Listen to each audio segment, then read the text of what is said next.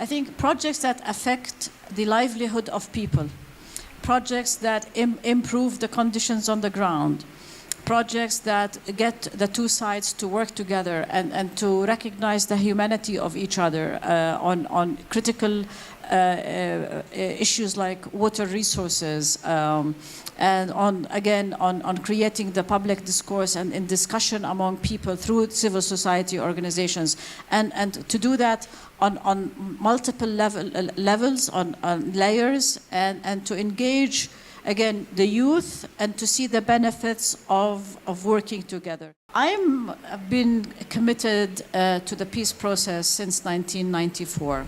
I will continue this commitment because I believe in the two-state solution. And I believe, of course, as a Palestinian from Jerusalem, that peace must come to this region and we must end this conflict. And I have been working as an attorney in my offices in Ramallah, but also as a legal advisor since 1994 to the negotiations. And we have come to... we were so close so many times, but things did not come to fruition in terms of reaching a permanent agreement. And one of the reasons is that we did not articulate the positions to the people. So I think serving on the board of MEPA, and I'm very, of course, appreciative to the nomination by Congressman Meeks of New York to serve on this board with my distinguished colleagues and under the chairmanship of George Salem. It's a wonderful opportunity and it's a historic opportunity as well. So in that respect, this is why I accepted this nomination and the position on the advisory board. I think we have a lot of work to do and we can contribute to improving the situation, and with the support of all MEP, the people-to-people, the civil society are very critical elements of any peace-building effort. And in that respect, I appreciate having you all here, and thank you for the opportunity as well. Thank you so much. And I wanted to announce before we really kick off is that we would like to get some questions from the audience if time permits. So I'm pointing out Mikael over here who has some note cards for those of you who want to ask questions of our two panelists. So my next question for you is, informing the audience here that last month, the MEPA Advisory Board held its first inaugural meeting. And that was an opportunity where you got to speak directly to Administrator Power and the rest of the board about what your priorities were for MEPA. So can you share with us some of the highlights and conclusions from that board meeting from your perspective? And Ms. Husseini, I think we'll start with you first. Again, it was a critical starting point in terms of creating programs and projects that include both Israelis and Palestinians. And in that respect, it is to further ultimately the goal of MEPA and this, with the advocacy and the policy programs that all MEP has been driving towards, which is, again, getting Israelis and Palestinians to work together to advance the peace process and to reach the two-state solution. And in that respect, we made some progress at that level. Great. Thank you. I want to highlight some of the points that were brought up at that first meeting. So one was about that MEPA can help raise the profile of all of our organizations.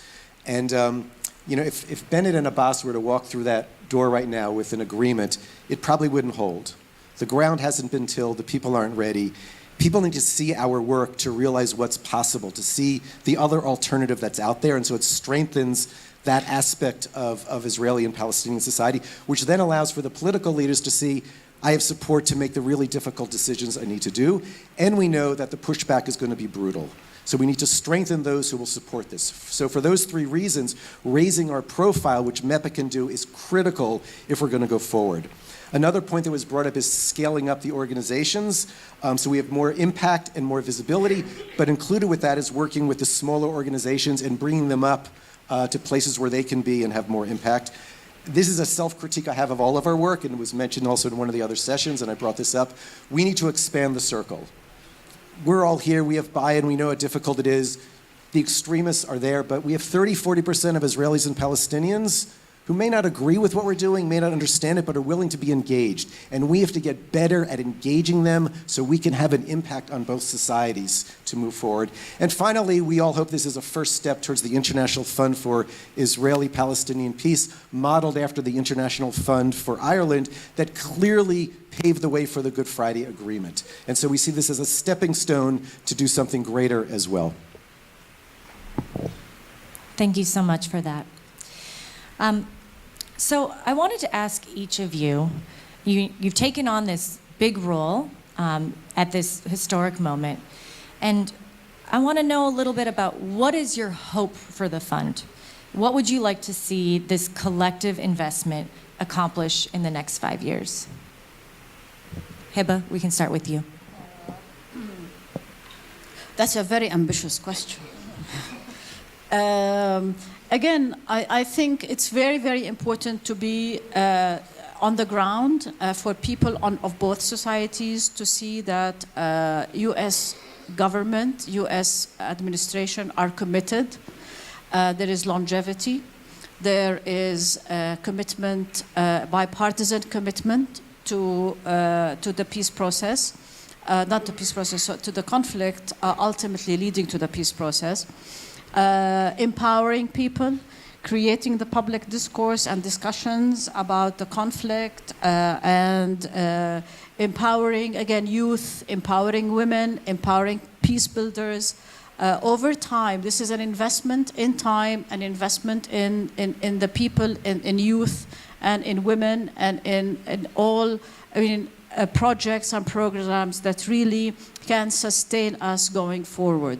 This is something I would like to see over the next few years, and I think I share that with my colleagues on the board. Again, we want this conflict to end, and this is a contribution to make this more sustainable. Thanks, Heba. I think we're all tired of extremists on both sides grabbing the headlines. The time has come to end their control of the narrative of this conflict. Enough of the squeaky wheel getting the oil, the attention. We need to drown out those who use fear, hate, and incitement. The collective and individual work in this room, the organizations of AllMet, represent a different way. Our work is not easy, but we do it because it's hard, to paraphrase President Kennedy. And we are not soft news. We are serious news with tangible results. They may not always be perfect, but we're willing to change and improve what we do. In some ways, we may represent the last great hope for a sane and just solution to this conflict. And we invite diplomats and the media and others to come see our work. MEPA announces that our time has come. Thank you so much to both of you. We've now come to the time where we're going to be taking some questions from the audience. And there's some hard-hitting ones in here, so I look forward to hearing this great discussion. The first one deals with anti-normalization. So it's a question about how can you support Palestinian activists against these accusations of normalization? So I don't know who wants to tackle that particular question. Palestinian activists who? The Palestinian activists who choose to engage in this work at times will face scrutiny and criticism from within their societies for engaging in this work. And so the question to you as MEPA advisory board members is, how can we support Palestinians who want to do this kind of peace-building effort and build bridges between Israelis and Palestinians? I'll attempt. Listen, it's very, very difficult. I think if the anti-normalization, I think that's the question, yeah, stemmed from the fact that the peace process and negotiations over time have not yielded results. So there was frustration, there was disappointment, and there was a sense that Israel understands the language of violence and the language of and ending dialogue and normalization. Normalization has not given us our state, has not given us our peace, and we are still in a state of conflict. And continuously we see our lands, our rights infringed, and so forth and so on. And therefore, we want to stop any cooperation, and we want to stop any and all dialogue with the Israelis. So from that vantage point, there will be many voices who will not support the activities of peace building at this level. I think from a personal perspective and from a board member of MEPA, it's very important to keep the dialogue going and to show these counter voices, these voices that do not want normalization, not because they don't want to talk to the Israelis, but because they want to have their own state and they want to stop this conflict, the bleeding that the Palestinians feel every day. And therefore, I believe in peace, and I believe in peaceful dialogue, and in the coalitions that all of these organizations here, represented here and elsewhere, would create. So again, dialogue is very, very important. And this is how I would contribute and how I would explain this whole meeting and all this effort from my perspective. Thank you, Hiba. So if I can quote from two Palestinians I've learned from in this related question. So at the Arava Institute, we do a lot of traveling, and we visit different organizations. We were at Hand in Hand a couple of years ago when there was a young Palestinian student in high school who was asked a very similar question, and she said, when I engaged Israelis, I do it as a proud Palestinian. I do it as someone who will critique Israelis. It's important for me to hear my voice. I'm not normalizing this situation at all. I'm working against it. And someone else said, the status quo has become the normal way that we do things. When I meet with Israelis, I'm the real anti-normalizer because I'm pushing against this by meeting with Israelis and trying to see our perspective. Thank you so much. So the next question is relating the two different kinds of work that many of LMUP's members do. So the first being work inside Israel and between Jewish and Palestinian citizens, and work across what we call cross-border between Palestinians and Israelis. And so the question is, how do these two shared society and cross-border work, how do you see them both contributing to peace? And how can they help one another? How can the shared society groups and the work on that side contribute to peace on the cross-border issue?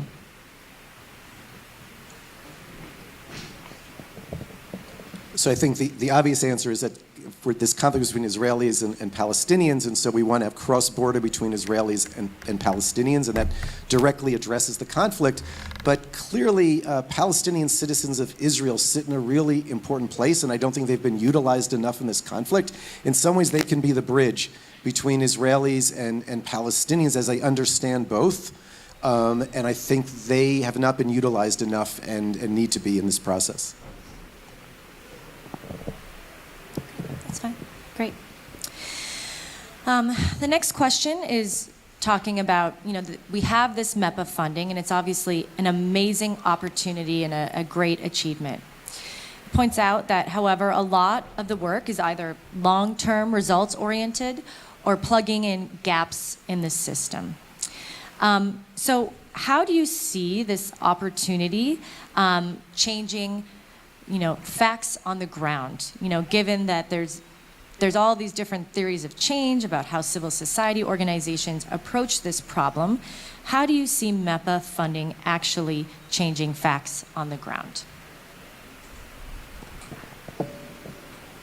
Again, I think it's a commitment. It's a commitment that is not short term, it is medium to long term. I think MEPA and USAID have been identifying very critical projects like recently the water project, big project, very important.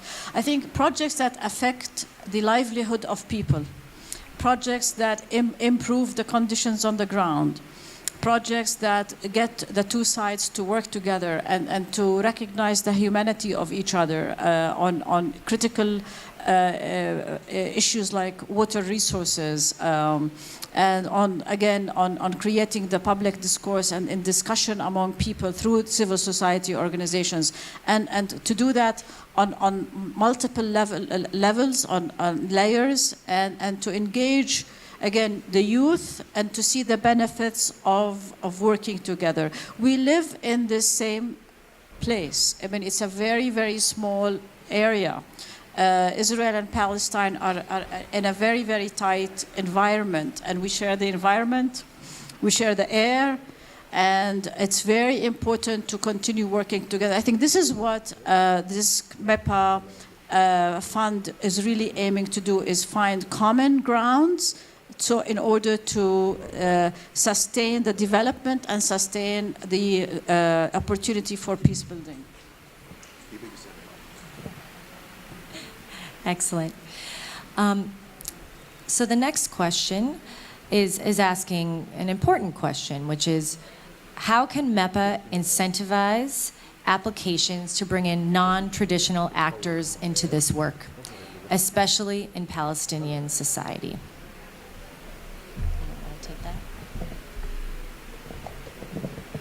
Yeah, we began to speak about that at the first advisory board, and it's really clear that we need to expand those organizations we don't know about, those individuals that we don't know about, and that's going to take a lot of thought to do it actually properly, but it is clearly on the agenda that we need to expand that area in who gets support from MEPA and other areas as well.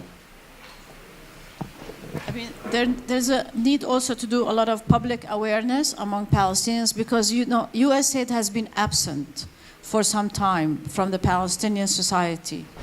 And there's also, and having during the previous administration, where aid was cut off and relations were cut off between the Palestinians and the Americans, and they're still in the restoration period right now. So this MEPA can make a great contribution to restore the relationship and starting bottom up at the civil society level, and to spread more and more its projects and programs among the civil society. Thank you. So there are many small NGOs and social entrepreneurs who are eager to submit to MEPA, but don't at this time have the ability to develop a competitive application. So what is your role as MEPA board members in helping to ensure that the best ideas arrive to the decision makers' table? Keeping in mind that you do not, of course, choose which organizations get MEPA grants, but you do provide big picture advice to administrator power. So how do we make sure that these small NGOs and social entrepreneurs that have these great ideas are able to avail themselves of this historic opportunity? So one specific we actually talked about at that first board meeting was pairing the more successful larger organizations, a long history of getting funding through USAID, with some of the newer, smaller organizations, and provide that knowledge that they have had over decades to these new organizations. And so that was specifically discussed actually at the first board meeting.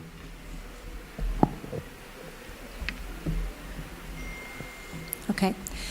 Another great question. So, as most of you will be aware, there is two components to MEPA. There's the civil society people-to-people programs, and there's also an economic development component. So this question from the audience was, can you talk a little bit about how the funding will be distributed? How much will go to people work as opposed to economic development?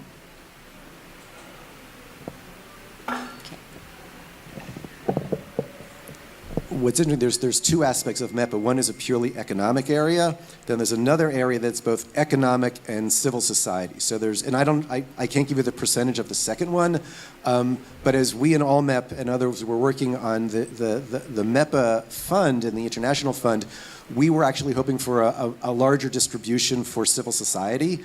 And I can assure you that conversations have begun with USAID to make sure after this first year going forward that there's a higher percentage that's going to civil society. And I will be a very strong advocate for that. I can assure you of that. Okay, thank you. So this is a more general political question, but it relates to how does the field move on from an outdated Oslo concept of peace towards justice and equity? And how do we move the discussion from a framework of peace to one of reconciliation? So I know this is a big question, and I'm sure there are a lot of different opinions in the room about this, but if you wanted to take a shot at it, you are welcome to.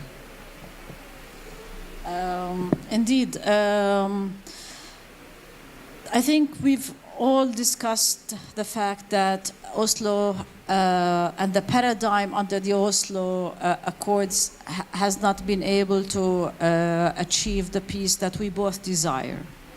And the voices that wanted peace from the Oslo perspective could not reach a compromise on the very, very difficult issues related to the narrative. Be it the narrative of Jerusalem, be it the narrative of the refugees, and the overall narrative of reconciliation.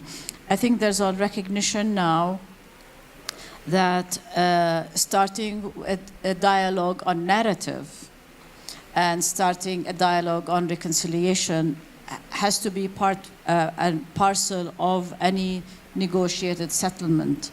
And it's important to utilize civil society to gauge and to open the discussion in an open and free discussion on the narrative issue and the narrative of reconciliation, to go hand in hand with the peace-building paradigm necessary for the two-state solution. Yeah, I think in many ways, because of the disappointments, post-Oslo, the word peace has become a dirty word in both societies and cultures. And I think we need to reframe that when a peace agreement is signed, it doesn't mean the conflict goes away. It doesn't mean that the animosity automatically goes away. It just means we've reached a new chapter and a new stage that allows us to do that really, really important work. And I'll use the Good Friday Agreement in Ireland. The conflict there is not over. It still simmers along, at times a little hotter, times a little colder. There's still work to do, and that's okay. In northern Italy, the Tyrol was given to Italy after World War I, a German-speaking area of Italy. Not that long ago, Italy had to sign a whole agreement on that whole area of giving the German-speaking Italians more rights. So we need to get away from this narrative. Peace is the magic pill that's going to end it all. Peace gets us to the real important stage where we can really work on going forward. It's not the end point. It's a station along the way. Great.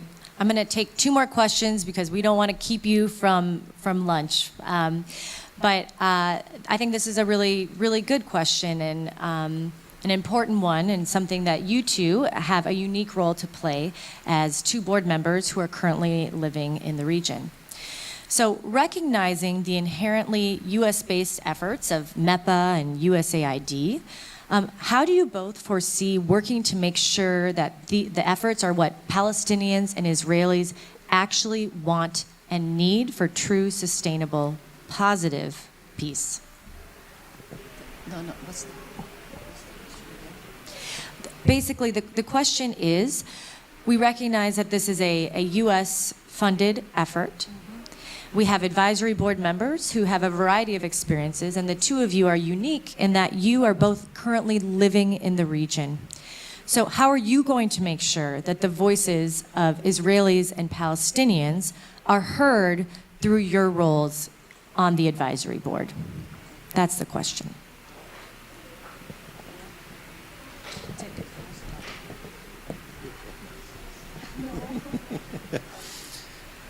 I mean, we heard this, we heard this very enthusiastic endorsement of our work from Ambassador Nides earlier this morning. And I would say we want to take his energy and we want to make him walk the talk. And I think it would be really important for Ambassador Nides to do a listening session and go around Israel and Palestine and seeing what those needs are. I would say the same for the staff of USAID. We have President Biden coming in a month, and he should make not to talk, but to listen. And I think that's a really, really important step that could make to inform MEPA how to be more effective in what it's going to do. Yeah, I mean, I totally agree. I think also coming from the region, being here, I'm in Jerusalem and I'm in Ramallah on a daily basis, back and forth. So we have the pulse of the people. Unfortunately, I'm not in Gaza to have the full pulse, but I have contacts and I understand to a large extent what's going on. I think I'm able, as a board member, to convey the sense of what is happening on the ground that Washington does not necessarily have a feel for, and I can convey the thinking, the feelings, the aspirations and the desires of the people on the ground. So this is like I'm a sounding board for them, and this is something I'm able to convey to them. And again, I totally agree with you.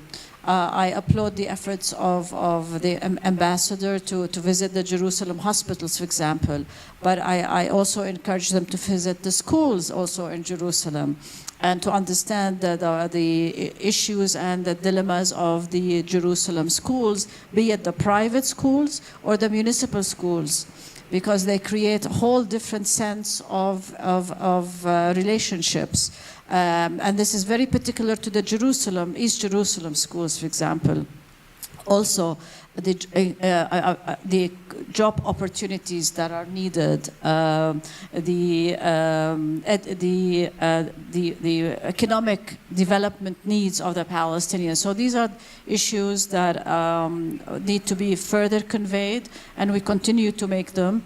And again, I totally agree that if we can have a listening session with President Biden from people on the ground on both sides, it'll be very, very important. Wonderful. I have one final question before we conclude, and this one is about amplifying this work and making sure that this work is featured in the media, in changing public discourse, etc. We know that MEPA will be able to fund organizations, but of course not every single application will be funded, right? It's just the nature of limited resources. But what do you think is MEPA's role in amplifying this work? And what more can we do to make sure that we're changing the narrative?